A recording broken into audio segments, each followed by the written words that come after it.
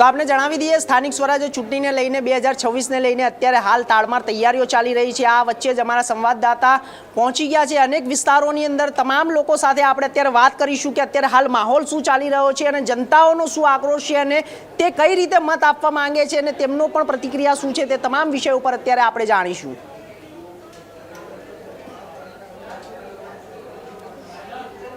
જી નિલેશ, કઈ રીતનું અત્યારે હાલ માહોલ દેખાઈ રહ્યો છે? સુરત શહેરમાં હાલ જ્યારે સ્થાનિક સ્વરાજ્યની ચૂંટણીના પડઘમ ગાજી રહી હતી અને હવે ચૂંટણીને ગણતરીના દિવસો બાકી રહ્યા છે ત્યારે દરેક ઉમેદવાર અને દરેક કાર્યકર્તા નિલેશનો અવાજ નથી આવી રહ્યો મૂળમાં છે તે રીતે આજે આપણે આવ્યા છીએ વોર્ડ નંબર 12માં આપણે વોર્ડ નંબર 12ના બીજી વખત જેમને તક મળી છે તેવા ઉમેદવાર કિશોરભાઈ મીનાની સાથે જે સીધી વાત કરીશું કે કિશોરભાઈ, પાર્ટીએ જે રીતે બીજી વખત તમારી પર પસંદગીનો ફરક જોયો છે તો તેને લઈને તમે શું કહેશો? નેતૃત્વએ મારી કામગીરી અને પાર્ટીની વફાદારીથી આજે એમને ફરીથી તક આપી એ બદલ એમનો નેતૃત્વનો હું આભાર માનું છું। અને અમે જે અમારા વિસ્તારમાં જે કામગીરી કરી છે એ હિસાબે મારી પસંદગી। તમારા વોર્ડ વિસ્તારમાં શિક્ષણને લગતી તમે ઘણી કામગીરી કરી છે તેના અમારા વિસ્તારમાં અહીં ભારત ખાતે 4 શાળા આવેલી છે, તેનું ભવન ખૂબ જૂનો થઈ ગયો છે। એનું ડેવલપ લઈને અમે ખરાબ 15 કરોડ રૂપિયા આસપાસ અમે એનું કામગીરી કરાવી છે। એની અંદર વિદ્યાર્થીઓને અત્યારે આધુનિક યુગ પ્રમાણે smart corner, smart panel board અમે એમાં લગાવવામાં આવ્યું। તમારી 5મી ટર્મની કામગીરી વિશે પૂરું જણાવ્યું। અને 10 ટર્મમાં અહીં જ્યારે અમને 2021માં પાર્ટી અમને ટિકિટ આપવામાં આવી ત્યારે આ વિસ્તાર 2008થી આઈસીના નાણાંના લીધે અહીંયા પ્રાથમિક સુવિધા પ્રાપ્ત થઈ શકે એમ નહોતી। ત્યારે સોસાયટીના રહીશોને અને પ્રમુખોને રજૂઆત કરતા એ લોકોએ આઈસીના નાણાં ભરપાઈ કરી અને પ્રાથમિક સુવિધા માટે અરજી કરી। ત્યારબાદ અમે 4 કોર્પોરેટર અહીં 2015 પછી 4 આમ તો 46 વર્ષથી એક જ પરિવારનું રાજ હતું જે અમે 2021માં પૂર્ણ કરી અને સોસાયટીમાં પ્રાથમિક સુવિધાના કામો પૂર્ણ કર્યા છે। એમાં અહીં ઉદયનગર પટ્ટામાં અમારે 25 સોસાયટી આવેલી છે, એમાં 20 સોસાયટીમાં અમે પ્રાથમિક સુવિધાના તમામ કામો પૂર્ણ કર્યા છે। 40 કરોડ ઉપરના કામ કર્યા છે પ્રાથમિક સુવિધાના।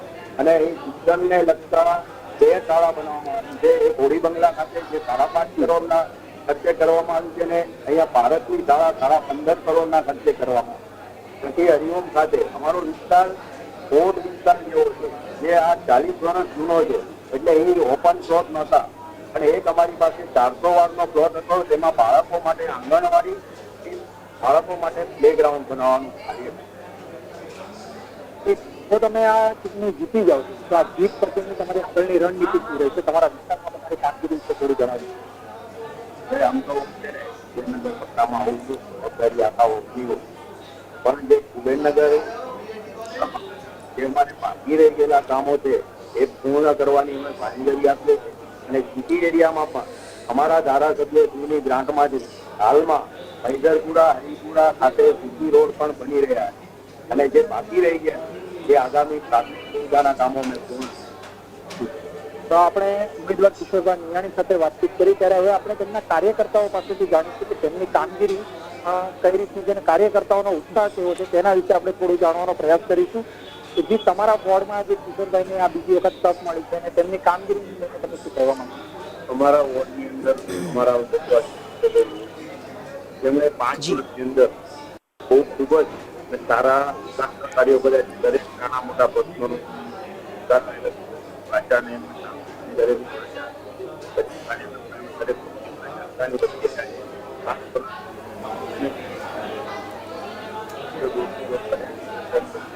જનતાને પૂરો ન્યાય આપ્યો છે અને જનતા કોઈ પણ કામ લઈને આવતી હતી નાના મોટા એમના કામ કર્યા છે અને જનતા આજે પણ પ્રચારમાં જઈએ છીએ તો જનતા પણ અમને આવકારે છે।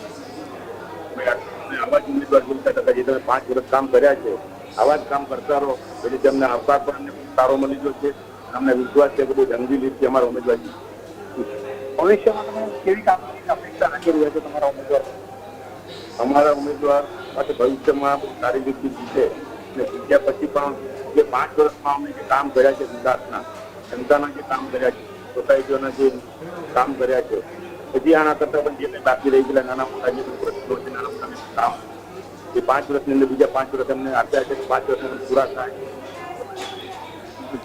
આપણે અન્ય બીજા એક વ્યક્તિ સાથે વાત કરીશું કે તેમની પાસેથી આપણે પ્રતિભાવ જાણવાનો પ્રયાસ કરીશું કે કઈ કામગીરીને કયા મુદ્દાઓને ધ્યાનમાં રાખીને તમે આ વખતે મતદાન કરવા છો.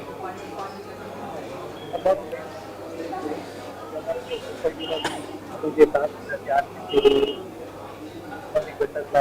પાણી લાઈન અને સ્ટ્રીટ લાઈટ જે આવે છે સંપૂર્ણ કામ સોસાયટીમાં 25 સોસાયટીમાં થઈ ગયેલા છે.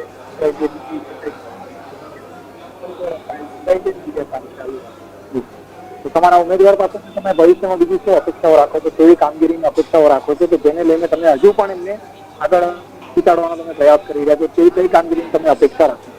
એ કામગીરી 5 વર્ષની જે કામગીરી છે એ કામગીરી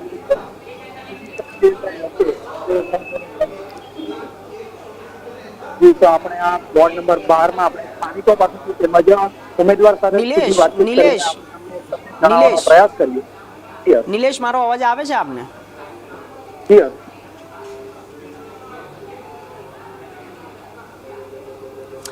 નિલેશ, સવાલ એમને એ પૂછી લો કે અત્યારે જે ટિકિટો તેમને મળી હતી, જે અત્યારે જેટલા પણ ઉમેદવારો છે તે ઉમેદવારોની અંદર કોઈ અત્યારે હાલ નારાજગી દેખાઈ રહી છે કે જેમને ટિકિટ મળવાની હતી જે ટિકિટ નથી મળી, પરંતુ ક્યાંક ને ક્યાંક આંતરિક જે વિખવાદ છે તે પણ સામે આવી રહ્યો છે. અત્યારે હાલ જે સુરતમાંથી પણ જે ઉમેદવારો હતા તે લોકો જ્યારે તેમને પાર્ટીને લઈને પ્રચાર કરવા માટે નીકળ્યા હતા ત્યારે સ્થાનિકોએ વિરોધ કર્યો હતો.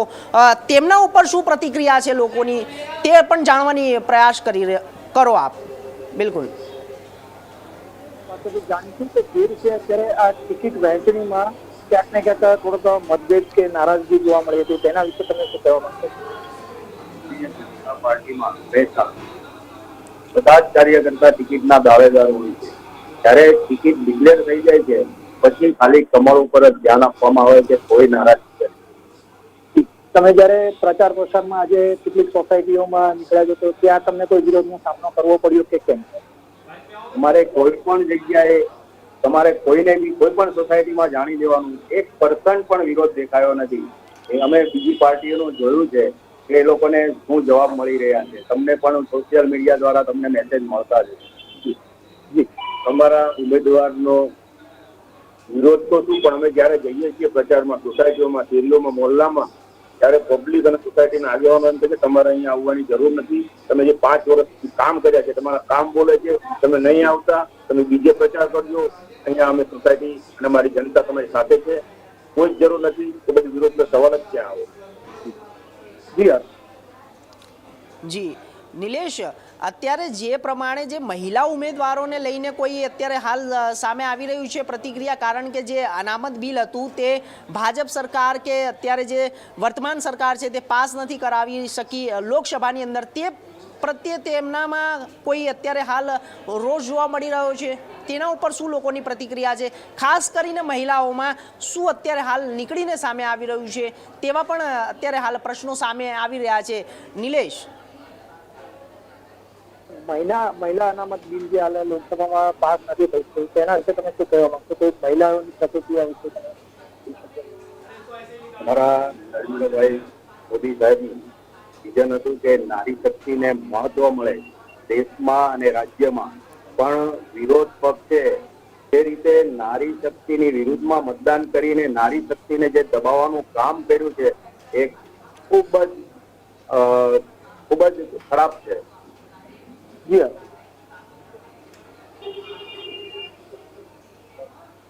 જી બિલકુલ નિલેશ, તો અત્યારે જે હાલ સામે આવી રહી છે પ્રતિક્રિયા લોકોની, તો ક્યાંક ને ક્યાંક એક ઉત્સાહ પણ જોવા મળે છે. આ તો ભારતીય જનતા પાર્ટીની વાત થઈ, પરંતુ જે બીજા પક્ષો પણ ઊભા છે, જેવી રીતે કે કોંગ્રેસ છે, આમ આદમી પાર્ટી છે, અને જે અપક્ષ ઉમેદવારી પણ નોંધાવી છે. કારણ કે આપને જણાવી દઉં નિલેશ કે અત્યારે હાલ જે નારાજગી છે ઉમેદવારોમાં, જે નારાજગી છે ક્યાંક ને ક્યાંક તે લોકો પાયાના કાર્યકર્તાઓ હતા અને આ પાયાના કાર્યકર્તાઓને જે ટિકિટ નથી મળી તેમાં પણ એક નારાજગી જોવા મળી રહી છે. અને જે પક્ષ પલટો કરી રહ્યા છે, ભાજપમાંથી કોંગ્રેસમાં જઈ રહ્યા છે, કોંગ્રેસમાંથી આમ આદમી પાર્ટીમાં જઈ રહ્યા છે, આમ આદમી પાર્ટીમાંથી તે લોકો અપક્ષ ઉમેદવારી નોંધાવી રહ્યા છે. અને હાલ આપને ખ્યાલ હશે કે જે આમ આદમી પાર્ટીનો જે હવાલા કાંડ છે તેના ઉપર શું લોકોની પ્રતિક્રિયા આવી રહી છે, કેમ કે ક્યાંક ને ક્યાંક તો આ જે બધા જે ફેક્ટરો છે, જે સમીકરણો છે, તે હાલ જનતા વચ્ચે અત્યારે હાલ ખૂબ જ વાયરલ પણ થઈ રહ્યા છે. અને લોકોમાં પણ રોષ છે કે અમને જો નેતા મળે તો સારો નેતા મળે અને નેતા કામ કરવા વાળો નેતા મળે, એવી લોકોની અપેક્ષાઓ છે. તેના ઉપર શું લોકોની પ્રતિક્રિયા સામે આવી રહી છે તે જરૂરથી જાણવાનો નિલેશ આપ પ્રયાસ કરો. એમનો મંતવ્ય જાણવાનો પ્રયાસ કર્યો હતો અને અહીં આપણે જે રીતે અત્યારે ચૂંટણીના પ્રચાર પ્રસાર જે ચાલી રહ્યા છે, હવે ચૂંટણીના ગણતરીના દિવસો બાકી છે, ત્યારે આપણે લોકોનો પ્રતિસાદ જાણવાનો અહીં પ્રયાસ કર્યો હતો. જી ચોક્કસથી નિલેશ, આપનો ખૂબ ખૂબ આભાર માહિતી આપવા માટે. અને સ્થાનિક સ્વરાજ્ય ચૂંટણી 2026 ને લઈને તમામ